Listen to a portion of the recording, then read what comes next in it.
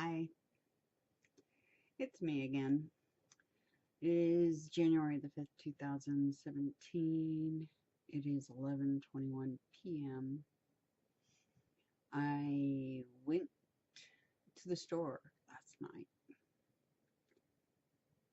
I got in there about 8:30, back out by 10.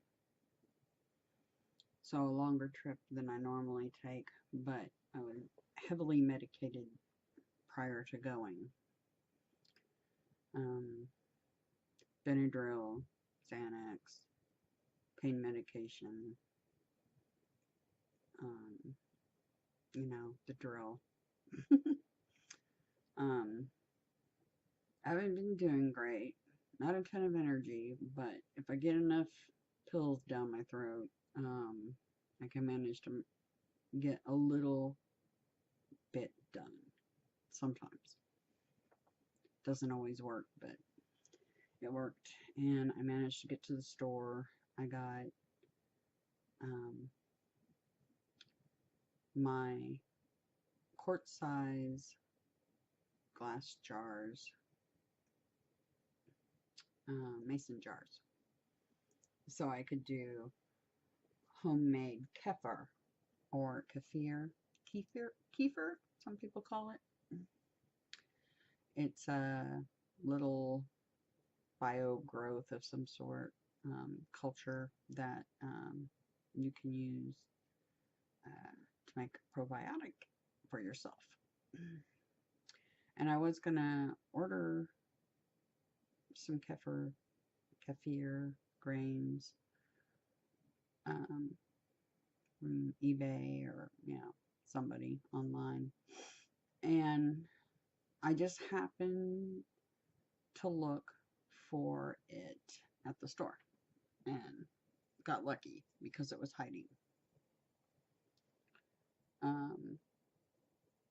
I found it in the yogurt section, clear to the far end at the bottom. Lifeway. They had three kinds. They had strawberry, blueberry, and plain. I bought one of each. Then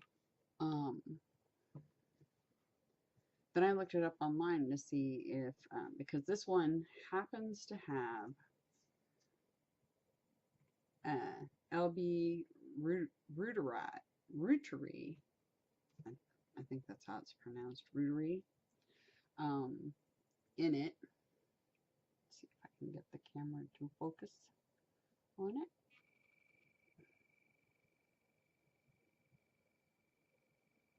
You can see it there. It's the second one down.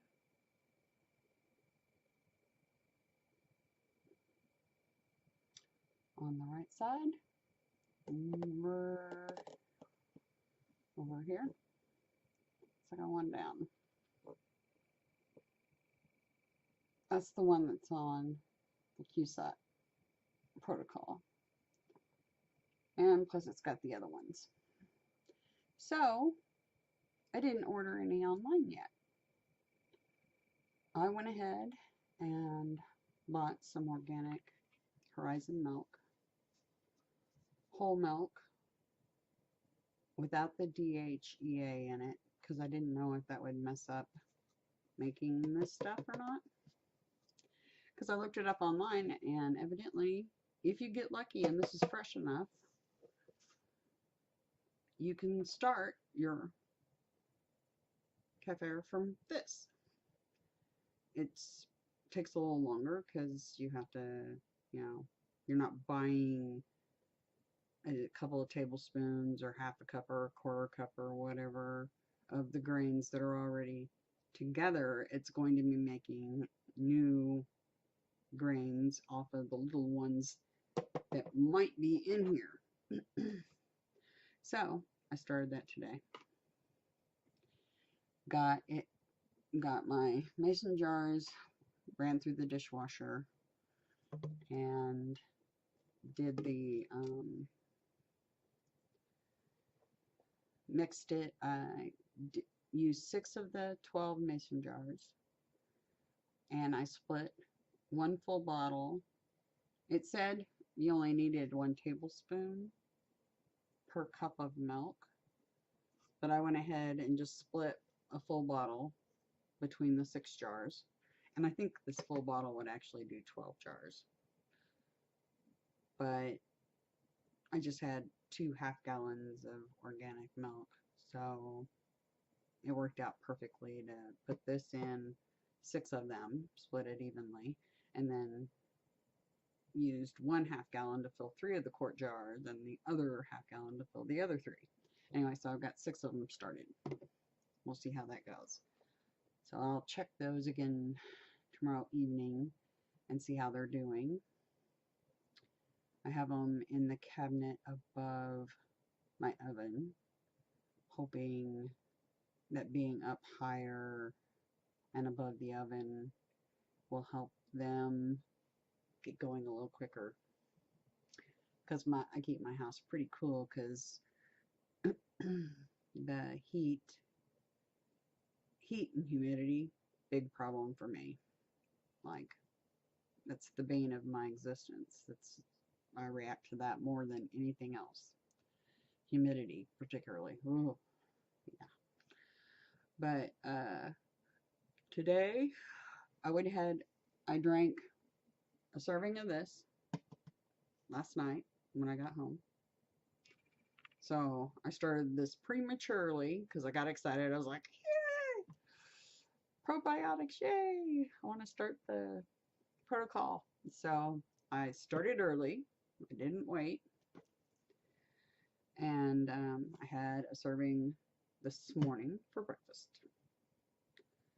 And I did notice this evening I was more achy, but I do have Mast Cell Activation Syndrome, and those of us with that disorder are sensitive to things that are fermented and fermented.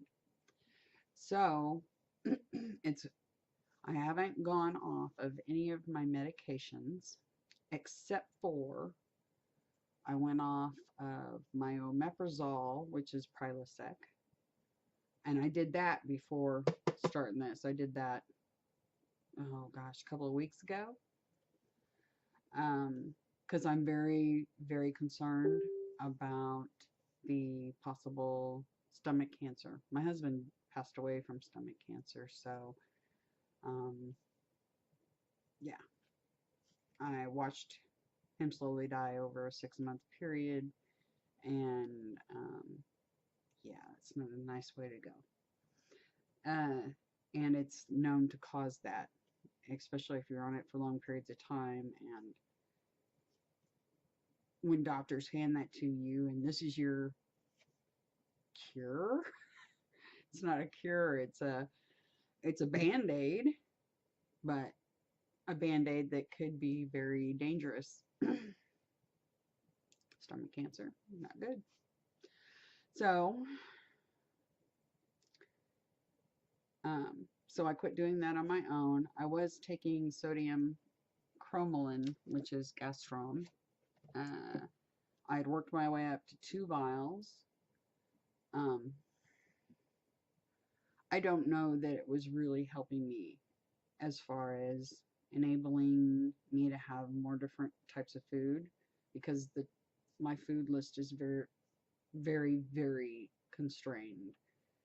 The list of foods that I eat that I don't react to are chicken, organic, as fresh as possible, cooked straight from frozen, Brussels sprouts, and even those can be touch and go sometimes, beets, carrots, but even those can be touch and go sometimes, rice, and then I heard the reports on rice, so I was always super careful and picky about rice anyway. I usually buy jasmine or basmati. So I was glad for that because those tend to be less likely to have problems with arsenic. So anyway, but rice, milk,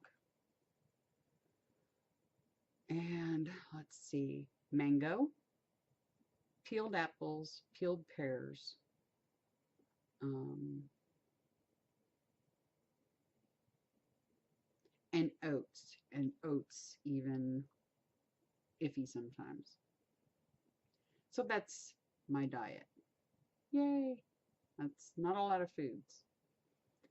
So, oh, parsnips. Forgot to add parsnips. Those I seem to be okay with. Kind of like carrots. Kind of, it's okay, but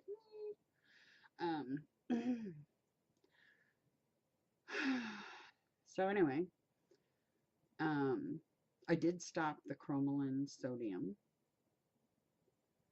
Um, I started 3 or 4 days ago adding a eighth of a teaspoon of uh, baking soda to filtered water, and I'm drinking that because I'm trying to balance the alkaline in my system, make my system more alkaline, and that will help with the stomach acid problem.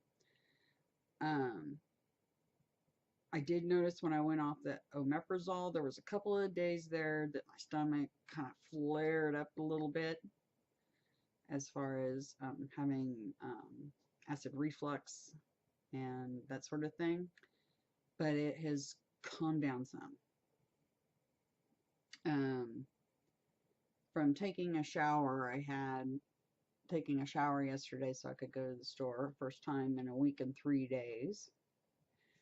Now, don't get me wrong, I wash my face and private bits and things like that, and try to stay clean. And it's not like I'm sweating or anything, but you still feel just skanky. Skinky. My skin's super dry. I really don't have any oil in my skin or my scalp or anything. So my hair doesn't get greasy looking till a week and a half.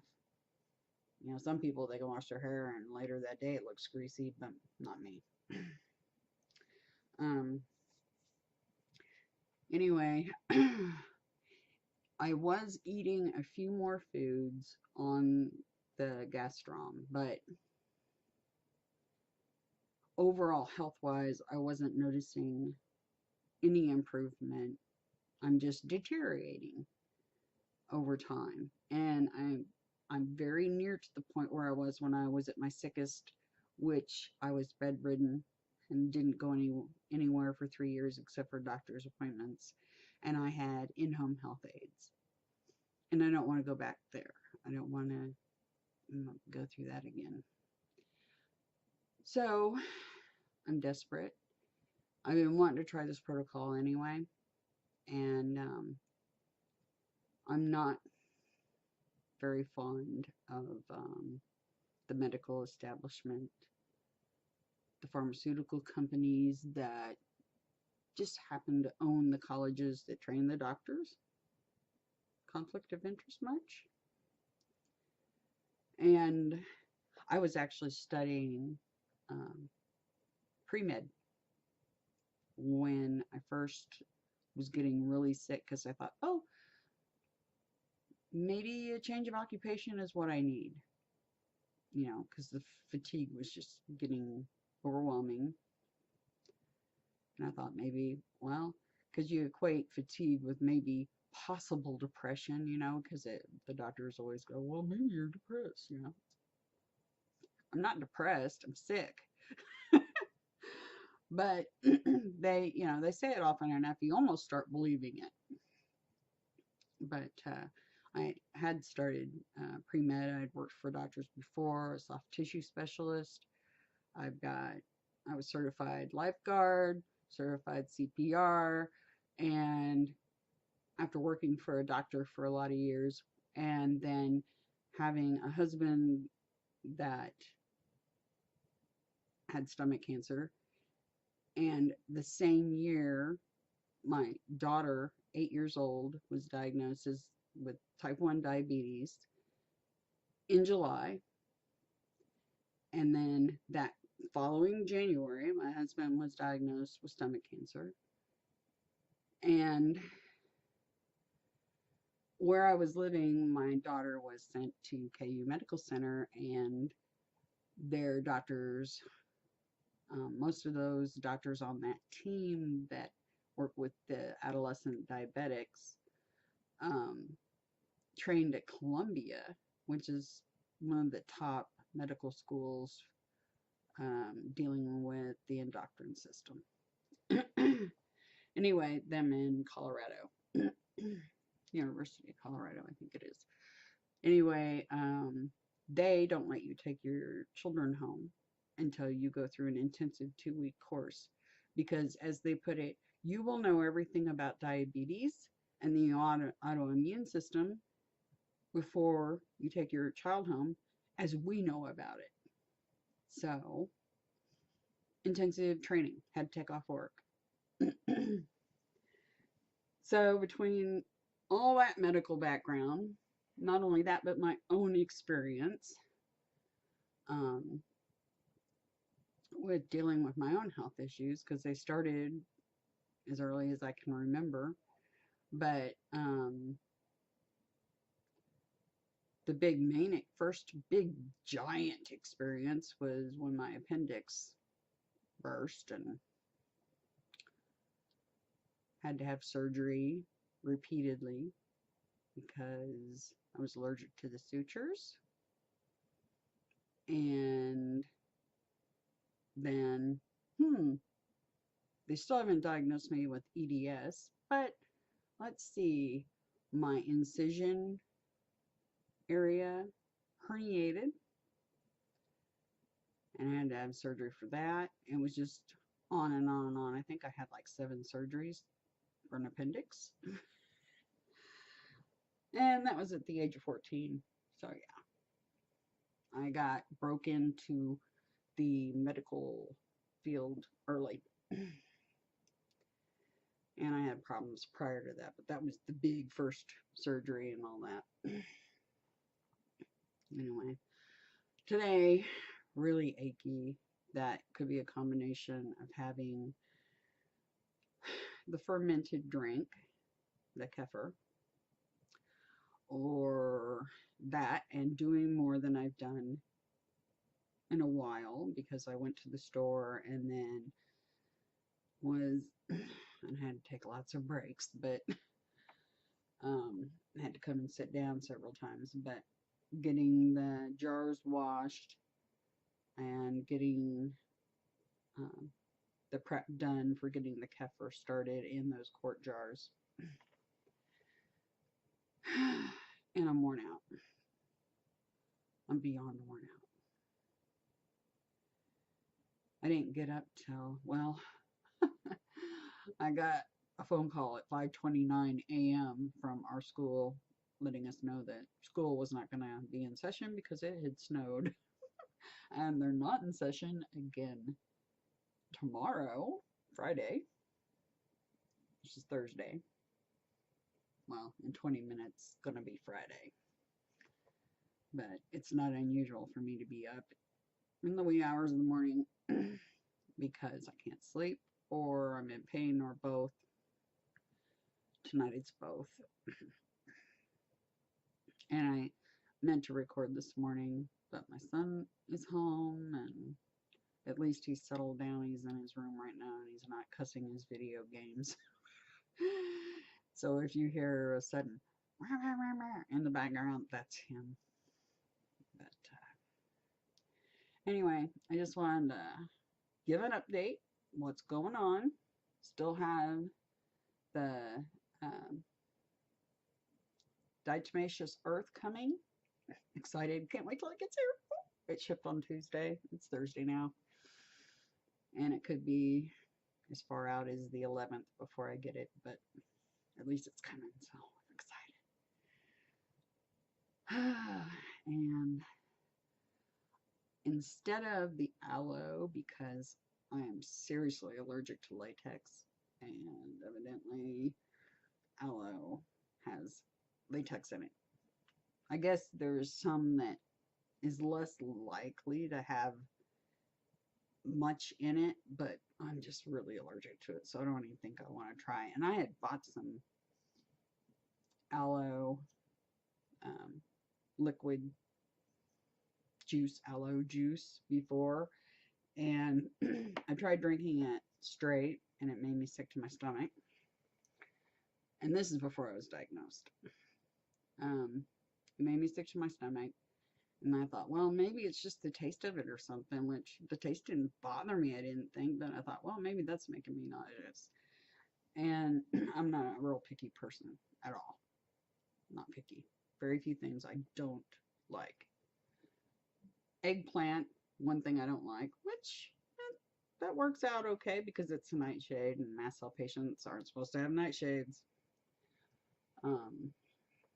Eggplant and hominy. Ugh. Hate hominy. Watery, mushy corn. No thanks. I like grits. Go figure. But I'm allergic to corn. At least according to the allergy test. And it's probably true because every time I eat it, it makes me sick. Allergic reactions. So does wheat. Anyway, I'll do a video on all my allergies. That one's going to be fun. Tell you about my allergy patch test and then the injection test and all the other tests they did. Anyway, just wanted to check in, update. That's what this video is about. So I'll end it here. Hope this video finds you. Hopefully you're not in pain like I am right now. Actually hard to breathe. It's getting to where it's hurting that bad. I need to get some medicine.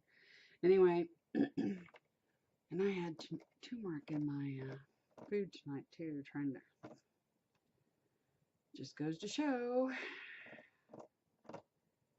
try what you can. Anyway, I hope you don't feel as bad as I do right this moment, and I will catch you tomorrow. I'm very excited about this new channel I'm putting up, and I'm still working out the name. I'll get it. I'm usually good at picking out names, so it'll be a good one, I promise. Anyway, good night. I hope you guys are sleeping, not awake like I am. Bye.